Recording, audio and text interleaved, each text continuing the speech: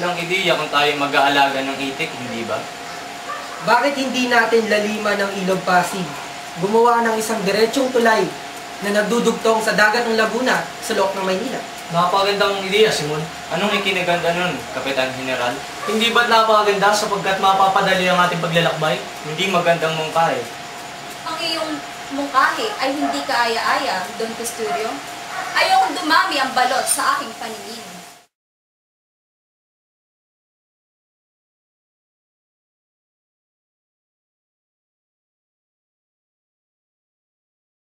Masyado nang nagiging matanaw ang mga tao tungkol sa mga bayarin sa simbahan.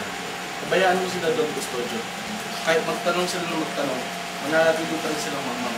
Sayang Simon, hindi mo nakita ang mga dinaanan ng mga bapor.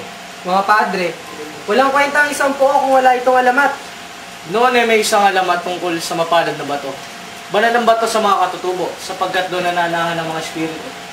Nang panahon ng mga tulisan ay nawala ang takot sapagkat nabaling ito sa kanila. May isa pang alamat tungkol kay Doña Jeronima. Yung magkasintahan noon sa Espanya, naging padre ang lalaki at nagbalag kayo ang babae. Napakagandang alamat. Nais ko rin malinahan sa isang kuweba. Hindi ba't mas maganda kung ilalagay natin ito sa isang bayataryo tulad ni Santa Clara? Hindi ako makapaghato ng isang arsobispo. Mayroon pang isang alamat na tungkol kay San Nicolas na nagligtas sa isang Egypt. May batay, saan na pa kaya nagngangalang Ibarra, o Ibarra? Nakasama raw ng ama ang anak. Yan ang pinakaburang din.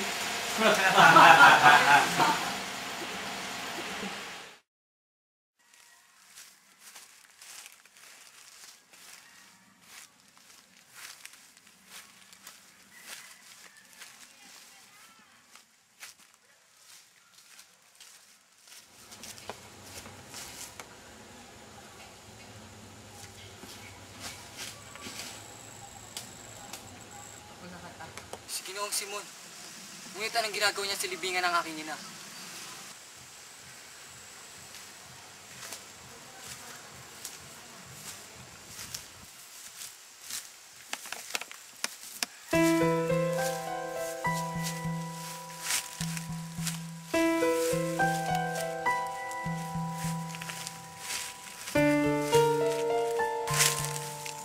Ano pong may paglilingkod ko sa inyo, Ginoong Simon? Anong ginagawa mo sa gubat na ito? Kung inyo pong magugunita, sa mismong pook na ito'y tayo nagkatagpo, may 13 taon na ang nakakalipas. Kayo po ang naghandog sa akin ng pakikiramay, at kung hindi po ako nagkakamali, kayo po si Ginoong Crisostomo Ibarra, na ang akala ng lahat ay patay na. Isang nakamamatay na limang iyong nalaman. Hindi mo ba alam na maaari kang mapahamak sa iyong nalaman? Kung ganoon, nagkamali pala ako ng pagkakakilala sa inyo.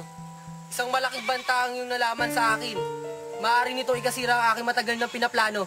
Ang aking pinaplano paghihiganti.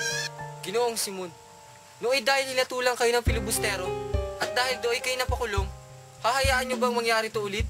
Tayong dalawa lamang Basilio nakakaalam ng lihim na ito. Kung ganoon, nagkamali pala ako ng pagkakakilala sa inyo.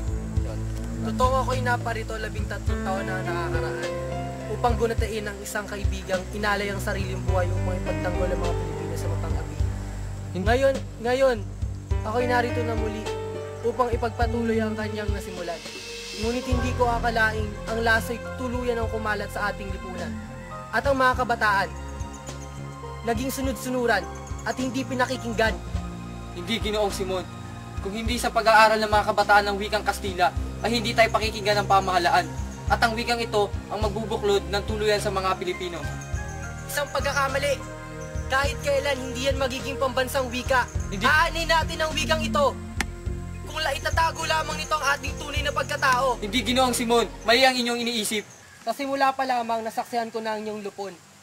Ang mga kabataang nais magtatag ng akademya. Sinubukan ko na lumapit kay Makaraig o kay Isagani. Ngunit alam kong hindi nila ako pakikinggan at iisipin nilang ako'y nasisiraan. Pero ngayon, nasa akin na ang pagkakataon. Hahayaan kitang mabuhay, Basilio. Halika, samahan mo ako. Samahan mo akong tuparin ang aking plano upang pabagsakin ng mga mapang-api. Salamat, Ginoong Simon. Ngunit ako man ay may pangarap din. Gusto ko makapagtapos. Gusto ko maging isang ganat na doktor. At ano kung ikay makakatapos? Mapakikita mo bang masaya ang iyong bayan? Makikita mo bang malaya ang mga tao? At ano, ang iyong ina't kapatid na nabubulok sa ilalim ng lupa, hahayaan mo na lamang tapak-tapakan ng mga taong sila mismong pumatay sa kanila? Anong gusto niyong gawin ko, Ginoong Simon? Kaya ko ba silang ipaglaban, gayon mismo'y ako'y wala? Isa lamang akong hamak na estudyante at hindi ko kaya-hukaya ng bangkay ng aking ina at iharap sa hukuman at pagbintang kung sino-sinong Kastila. Eh kung ibigay ko sa iyo ang aking tulong, Ginoong Simon, magbaba man ng hatol ang hukom, wala na rin silang magagawa. Hindi na kayang ibalik ng kanilang mga pasya ang buhay ng aking ina at kapatid. Hayaan na lang natin silang matahimik, wala na rin ako mapapala sa aking paghihiganti. parehong-pareho tayo ng karanasan, Basilio. Ako may pinamawalang bahala ko rin ang mga bagay noon. At sa pagwawalang bahala kong iyon, ikaw ang magmumukhang masama at ikaw ang kanilang kamumuhian. Ako pa ang kanilang kamumuhian sa kabila ng mga ginawa nila sa akin. Natural lamang sa mga tao na kamuhian nila ang nakasakit sa kanila. Malapit na magabi, Basilio. Ikaw na'y umuna't umuwi. Basilio, hindi ko inihiling na itago mo ang aking lihim. Dahil alam ko rin naman kahit ito iyong ipagkalat, walang maniniwala sa'yo. Gayunman, kapag nagbago ang iyong isip, hanapin mo lamang ako sa aking tahanan sa may eskolta. Tama ba ang aking nagawa? Bahala na. Mamamatay ang mga mahihina. Matitira ang malalakas.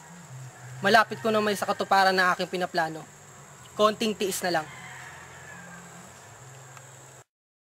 Bagay nagkita kami ni Padre Rene at nabanggit niya ang tungkol sa Los Baños. Doon daw pinag-uusapan ng lahat. Tutol lang lahat, kaya tinayaan nila ang pagdidisyon sa kataas-taasang lupon ng primarya. Ngunit hindi naman kumikilos ang lupong iyan. Sinabi ko na yan kay Padre Rene at ang sinabi niya ay si Don Custodio na raw ang magdidesisyon. Paano kung laban sa atin ang desisyon? Sinabi ko na rin iyan kay Padre Rene at ganun rin ang kanyang sinabi. Malaki na ang ating natamo, marami na ang ating nagawa. May umang kapasihan. Si Don Custodio daw, kung tayo daw ay makikipagkilala roon, ay makakamit natin ang kanyang kapasihan. Sa anong paraan natin may pakikilala siya? Dalawang paraan ang sinabi sa akin ni Padre Rene. Ang unchik na si Quiroga? Ang mananayang na si Pepay? Tignan pa natin ang isang paraan. Maaari nating lapitan si Ginoong Pasta. Ang abogadong nagpapayo kay Don Custodio? Oo, siya nga. Isa siyang kamag-aral ng aking amain. Ang problema, paano natin siya lalapitan upang kausapin si Don Custodio, paboran tayo? Di ba't si Ginoong Pasta ay may kalaguyong mga nanahi? Wala na bang ibang paraan bukod sa paghahandog ng kanilang mga kalaguyo? Huwag ka nga maarte. Isipin mo na ang kaginawa ang mararating nito. Hindi naman siguro masamang subukan ang paraang hindi maalay tignan. Kakausapin ko si Ginoong Pasta. At kung hindi ako magtatagumpay, tsaka natin gawin ang ibang paraan. Marahil ay tama si Isagani. Siguro'y kailangan na lang muna nating hintayin ang resulta ng desisyon ni Don Custodio.